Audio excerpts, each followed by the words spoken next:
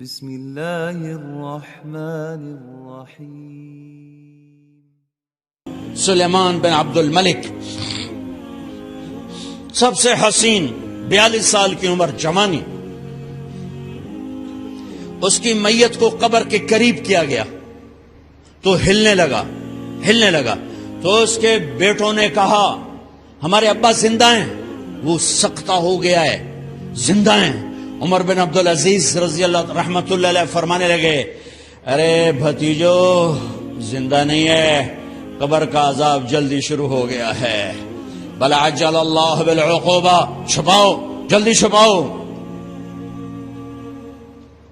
عمر بن عبدالعزیز جس تخت پر بیٹھے اس پر سلیمان تھا، اس پر ولید تھا، اس پر عبد الملک تھا۔ ان تینوں نے اپنے من کو راضی کیا، عمر بن عبدالعزیز نے اپنے رب کو راضی کیا۔ جب عمر بن عبدالعزیز کا وقت آیا مرنے کا تو انہوں نے بلایا رجا بن حیوہ سے، فرمایا کہ میں نے عبد الملک بن مروان، چاچا بھی تھے سسر بھی تھے، ان کی بیٹی فاطمہ سے شادی ہوئی تھی، میں نے اس کو قبر میں اتارا، کفن کی گرہ کھول کے دیکھا تو اس کا چہرہ قبلے سے ہٹ چکا تھا، رنگ کالا سیاہ پڑ چکا تھا۔ عبد الملک بن مروان گورا چٹا تھا، یہ جگہ سرخ تھی، کالا۔ پھر میں نے ولید کو قبر میں اتارا، اس کا بیٹا، 10 سال حکومت کی، اس نے 21 سال حکومت کی، اس نے 10 سال کی، ولید بن عبد الملک۔ میں نے اس کے کفن کی گرہ کو کھول کے دیکھا تو اس کا رنگ سیاہ ہو چکا تھا اور قبلہ کی طرف سے چہرہ پھر چکا تھا۔ پھر اس سلیمان کا واقعہ تو ابھی سنایا۔ پھر اس سلیمان کو قبر میں اتارا اور اس کے کفن کی گرہ کو کھول کے دیکھا تو اس کا چہرہ قبلے سے ہٹ چکا تھا۔ اب میں جا رہا ہوں، مجھے دیکھنا۔ پہلے تینوں نے حکومت کی پوجا کی اور عمر بن عبدالعزیز نے اپنے اللہ کی پوجا کی۔ انہوں نے ایک بڑا عجیب خطبہ دیا جب خلیفہ بنے، اے لوگو، بچپن میں شعر و شاعری کا شوق تھا تو میں شاعر بنا، تھوڑا سا اٹھان ہوئی تو علم کا شوق لگا، میں نے علم حاصل کیا، جوان ہوا تو فاطمہ بنت عبد الملک سے عشق ہوا، میں نے اس سے شادی کی، اب اللہ نے مجھے حکومت دے دی ہے، اب تم دیکھو کہ میں اس سے اپنے اللہ کو راضی کروں گا۔ ہمارے حکمران تو ووٹ سے آتے ہیں اور چلے جاتے ہیں 4-5 سال کے بعد، ان کی وراثت میں حکومت آ رہی ہے اور 3 بر اعظم پر حکومت ہے، اور ایسا روب و دبدبہ ہے بنو امیہ کا، کوئی ان کے سامنے سر نہیں اٹھا سکتا۔ اور یہ بندہ 2 سال 2 مہینے 3 بر اعظم میں زکوٰۃ لینے والا کوئی نہ بچا، 3 بر اعظم میں سوال کرنے والا کوئی نہ بچا، 3 بر اعظم میں ظالم کوئی نہ بچا، 3 بر اعظم میں مظلوم کوئی نہ بچا۔ لیکن خود کیسا رہا؟ گھر آئے، فاطمہ بڑے اچھے دن گزرے ہیں، اب امتحان ہے، میں تیرا حق نہیں ادا کر سکوں گا، طلاق لینی ہے میں حاضر ہوں، ساتھ دینا ہے تو میرے اپنے حق معاف کرو، اپنے حق معاف کرو۔ فاطمہ جیسی عورت انسانی تاریخ میں کوئی نہیں آئی، سیاسی لحاظ سے، سیاسی۔ دادا مروان بادشاہ، باپ عبد الملک بادشاہ، بھائی ولید بادشاہ، دوسرا بھائی سلیمان بادشاہ، تیسرا بھائی ہشام بادشاہ، چوتھا بھائی یزید بادشاہ اور اپنا خامند بادشاہ۔ 7 نسبتوں سے یہ عورت شہزادی ہے۔ کائنات انسانی تاریخ میں اتنی بڑی عورت کوئی نہیں آئی، سیاسی۔ فاطمہ کہنے لگیں عمر، میں نے سکھ کے دن تیرے ساتھ گزارے ہیں، دکھ میں تجھے چھوڑ کے نہیں جاؤں گی، جاؤ، میں نے اپنے سارے حق معاف کیے۔ پھر حضرت عمر بن عبدالعزیز کی راتیں اور دن کیسے گزرے؟ فاطمہ بنت عبد الملک فرماتی ہیں 2 سال 2 مہینے میں وہ میرے بستر پر میرے ساتھ نہیں لیٹے، انہیں غسل کی ضرورت نہیں پیش آئی، مصلے پہ بیٹھتے اور روتے وہیں سو جاتے اور روتے وہیں سے اٹھتے۔ پر 3 بر اعظم میں ظالم کوئی نہ بچا، مظلوم کوئی نہ بچا، زکوٰۃ لینے والا کوئی نہ بچا، بھکاری بھیک مانگنے والا کوئی نہ بچا۔ 3 بر اعظم کو ایسے صاف کر دیا۔ یہ فیصلہ آباد بھی ان کی حکومت میں شامل تھا، چونکہ ملتان وہ بمبئی تک اور ملتان دیپال پور تک، یہ سارا علاقہ ملتان میں آتا ہے، اور محمد بن قاسم نے ملتان فتح کیا ولید کے زمانے میں۔ اپنی حکومت کو اللہ کی رضا کے لیے استعمال کیا۔ کیسے استعمال کیا؟ سارے مال فاطمہ کا سارا زیور بیت المال میں ڈال دیا، تنخواہ پہ آ گئے، عید کا موقع آیا، بچوں نے ماں سے کہا، 12 بچے تھے، بچیاں 12 بچے بچیاں، ہمیں کپڑے لے کر دو، عید آ رہی ہے، ہر آدمی اپنے بچوں کے لیے کپڑے لے رہا ہے، ہمارے بچے بھی کہہ رہے ہیں کپڑے لیں، جاؤ بھائی لو۔ فاطمہ کے پاس عمر 3 بر اعظم کے بادشاہ کے بچے آ رہے ہیں، ماں جی عید آ رہی، کپڑے تو لے دیں، ابا سے کہیں، کہ ابا سے بات کرتی ہوں۔ ابا تشریف لائے، خزانے لبالب بھرے ہوئے گندم کے ڈھیر کی طرح، کہ امیر المومنین بچے کپڑے مانگ رہے ہیں۔ فاطمہ میرے پاس تو پیسے نہیں، میں کہاں سے کپڑے لے کر دوں، میرے پاس تو پیسے کوئی نہیں۔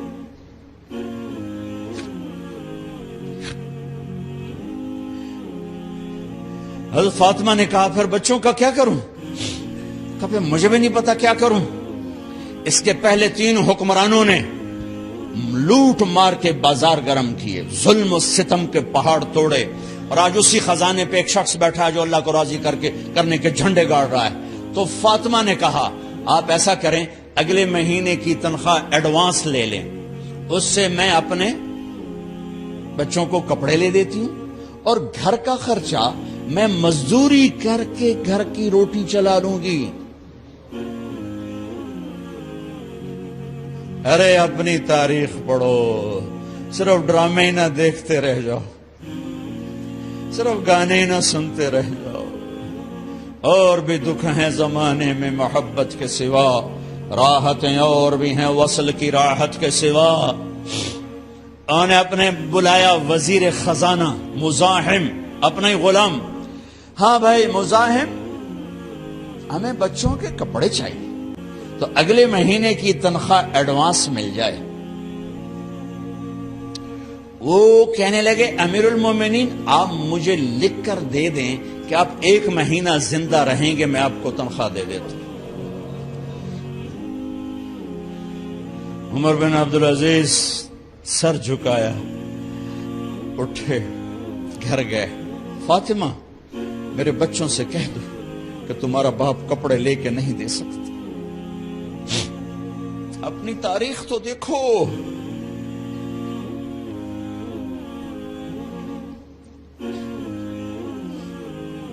عید کا دن آ گیا، خلیفہ وقت عید کی نماز پڑھاتے تھے، نمازیں بھی خلیفہ وقت پڑھاتے تھے۔ بنو امیہ کا خاندان ملنے کے لیے آ رہا ہے،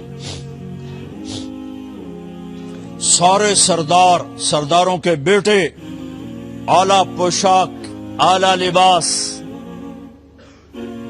ملنے آ رہے ہیں۔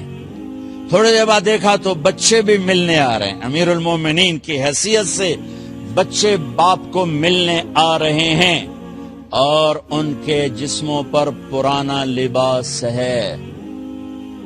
حضرت عمر انہیں دیکھ کر ادھر اپنے سرداروں کے بچے دیکھے تو زرق برق پوشاکیں، اپنے بچوں کو دیکھا۔ ارے اس باپ سے پوچھو جو سب کچھ کر سکتا ہو اور پھر مٹھی بند کر لے کہ نہیں میں نے حرام کی طرف نہیں جانا۔ بچوں کو دیکھا تو آنکھیں ڈب ڈبا گئیں، آنکھوں میں آنسو آ گئے۔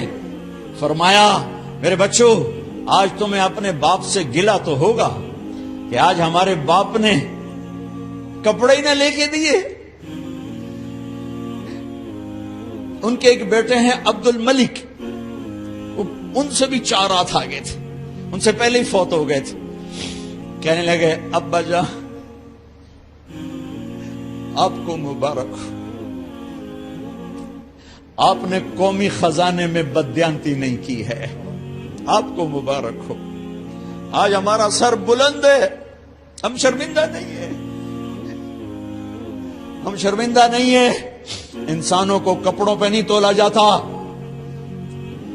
آج کا میرا دیس کا مالدار اتنا فقیر ہو گیا ہے، اتنا چھوٹا ہو گیا ہے کہ وہ اپنا تعارف کروانے کے لیے 50 لاکھ کی گھڑی لیتا ہے، 6 لاکھ کا جوتا لیتا ہے۔ آج کی بیگم اتنی چھوٹی ہو گئی ہے کہ اپنے قد کو بڑا کرنے کے لیے وہ 10 لاکھ کا ہینڈ بیگ لیتی ہے کہ دیکھو میرا بیگ 10 لاکھ کا ہے۔ ارے میری بہن، تو 10 ٹکے کی بھی نہیں رہی اگر تو نے بیگ سے اپنے آپ کو بڑا بنایا۔ او میرے دوست، تو 2 ٹکے کا نہیں ہے اگر تو 10 لاکھ کے جوتے اور 50 لاکھ کی گاڑی سے، 50 لاکھ کی گھڑی سے اگر تو بڑا بننا چاہتا ہے۔ ارے اس دھوکے سے نکلو۔ برینڈڈ کہاں جا رہے ہو؟ جب تم اپنی ذات میں بے قیمت ہو تو رب ذوالجلال کی قسم، تمہاری گھڑیاں، تمہارے بیگ، تمہاری گاڑیاں، تمہارے بنگلے تمہاری عزت کو بڑھا نہیں سکتے۔ ابا جان، آج ہمارا ساڈا ایتھے سر آ گیا، سانو آج ساڈی عید ہو گئی کہ ساڈے ابے آج خیانت نہیں کی تھی۔ آج ہم خوشی سے بلند ہیں کہ ہمارے باپ نے بددیانتی نہیں کی۔ گھر میں تشریف لائے، کہنے کہ فاطمہ کچھ پیسے ہیں، میرا انگور کھانے کو جی چاہ۔ بس فاطمہ رونے لگی۔ فرمایا امیر المومنین، خزانہ تو بھرا پڑا ہے، 1 درم کا بھی تیرا حق نہیں ہے کہ تو 1 درم لے کے انگور خرید لے۔ تو تھوڑا پٹھے، فاطمہ میں جہنم نہیں برداشت کر سکتا۔ او میرے بھائیو، جو دن رات سود میں پھنس چکے ہو، جو دن رات جوے شراب میں پھنس چکے ہو، کیسے اللہ کے سامنے سرخرو ہو کر کھڑے ہوگے؟ فاطمہ منہ پہ ہاتھ، کپڑا رکھو، دوپٹہ رکھو منہ پہ اور بات کریں۔ آپ نے پوچھا ارے کیا ہوا تمہیں، یہ منہ پہ کپڑا کیوں رکھتی ہو؟ تو خاموش ہو گئی، لیکن گھر کی خادمہ رو پڑی۔ کہا امیر المومنین، آج آپ کی بیٹیوں نے کچا پیاز توڑ کے اس سے روٹی کھائی، سالن کوئی، ارے مسردی دال ہی کوئی نہیں ہے، پیاز، کچے پیاز نہ روٹی۔ آج ساڈا مزدور جڑا کوئی نہ کوئی چٹنی بنا بند ہے، 3 بر اعظم دے بعد شادیاں دھیاں، کچے وصلہ نہ روٹی بیٹھیاں کھاندیاں۔ اور میرے آج کا تاجر کہتا ہے جھوٹ نہ بولوں تو کاروبار کیسے، میرا افسر کہتا ہے رشوت نہ لوں تو گزارا کیسے کروں۔ تو عمر بن عبدالعزیز پھس پہ ہچکیوں کے ساتھ روئے کہ میری بچیوں، میں تمہیں بڑے اچھے کھانے کھلا سکتا ہوں اور میں جہنم کی آگ برداشت نہیں کر سکتا۔ بھائیو، اس بندے نے اپنے آپ کو ذبح کر دی، اللہ کو راضی کرنے کے لیے ذبح کر دی، اپنی ذات کو، اپنے جذبات کو، اپنے احساسات کو۔ جب گورنر ہوتے تھے نا، تو حضرت فاطمہ کی ایک باندی تھی، ان سے انہیں عشق ہو گیا، تو اپنی بیگم سے کہتے یہ باندی مجھے گفٹ کر دو، وہ کہتی میں نہیں کرتی۔ جب یہ خلیفہ بنے، کئی دفعہ ان سے کہتے مجھے ہدیہ کر دو، مجھے دے دو، وہ کہتے میں نہیں دیتی۔ جب یہ خلیفہ بنے تو ان کی بیگم نے اس باندی کو نہلایا، خوبصورت زیورات سے سجایا، عالی شان میک اپ کیا اور اس کا ہاتھ پکڑ کے لائی، امیر المومنین یہ آپ کی خدمت میں گفٹ ہے۔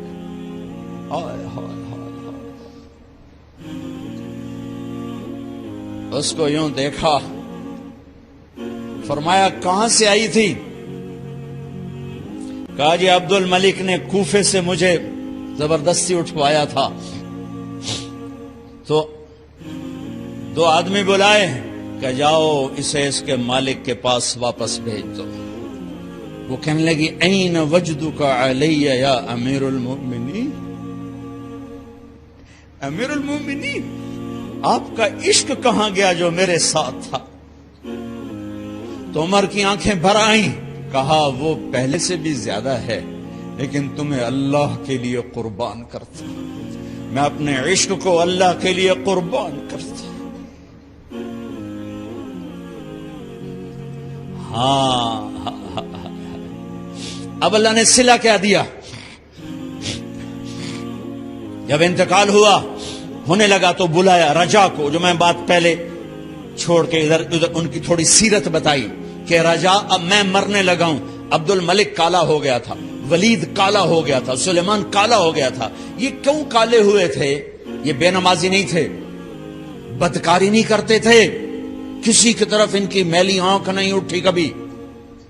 یہ ظالم تھے، ظالم انسانوں کا خون پیا، مال میں خیانت کی، اس پر اللہ نے چہرے پھیر دیے۔ آج عمر بن عبدالعزیز جا رہا ہے کہ دیکھو میں جا رہا ہوں، مجھے دیکھو میرے ساتھ کیا ہوتا ہے۔ ان کا انتقال ہوا، ان کی میت قبر کے کنارے رکھی گئی اور اب نیچے اتارنا ہے۔ سلیمان کی میت کو اتارنے لگے تو ہلنے لگا اور عذاب قبر پہلے شروع ہو گیا۔ عمر کی میت کو جب قبر کے قریب کیا گیا،